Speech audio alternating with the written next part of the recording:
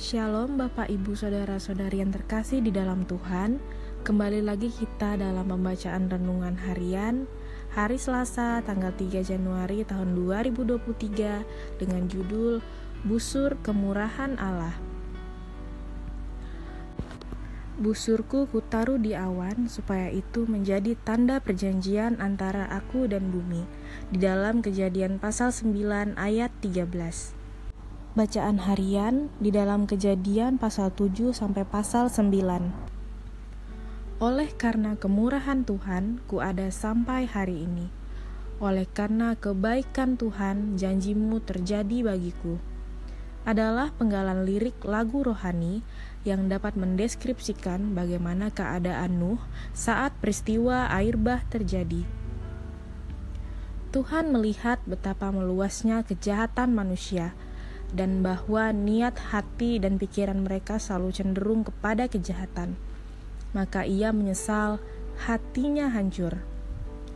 Ia berfirman untuk memusnahkan manusia dan makhluk hidup yang ada di permukaan bumi. Segala mata air samudra raya terbelah, dan tingkap-tingkap di langit terbuka. Hujan deras turun tiada henti 40 hari 40 malam.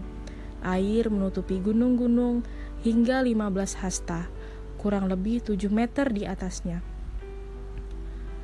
Setiap makhluk hidup yang bernafas di atas daratan mati. Hanya Nuh, istrinya, anak-anaknya, dan istri anak-anaknya beserta segala hewan yang berada di dalam bahtera selamat. Setelah air bah kering, Allah membuat perjanjian dengan Nuh dan makhluk hidup lainnya, bahwa sejak saat itu tidak ada yang hidup yang akan dilenyapkan oleh air bah lagi, dan tidak akan ada lagi air bah untuk memusnahkan bumi. Allah menaruh busurnya di langit sebagai materai perjanjian. Biasanya suatu perjanjian terjadi atas dua orang yang sejajar. Dalam perjanjian ini, Allah merendahkan diri. Dengan kemurahan hatinya, ia rela menyejajarkan dirinya sebagai manusia. Sebagai tandanya, Allah meletakkan sebuah busur di awan. Tanda busur ini berangkat dari gambaran Allah sebagai kesatria di dalam Mazmur pasal 18 ayat 15. Busur adalah senjata untuk melepaskan anak panah. Ketika seorang kesatria meletakkan busurnya, berarti tidak ada lagi perang. Itulah yang mau ditegaskan dengan tanda ini, yaitu tidak ada lagi senjata yang ditembakkan untuk memusnahkan makhluk di bumi. Tanda busur di awan seringkali dipahami sebagai pelangi. Pelangi adalah benda yang dapat dilihat manusia dan Tuhan. Dengan melihat pelangi, manusia dan Tuhan senantiasa mengingat akan perjanjian itu. Pelangi seharusnya mengingatkan kita akan kemurahan dan kesetiaan Allah kepada firman-Nya. Refleksi. Apa yang dikerjakan kemurahan Allah bagi kita?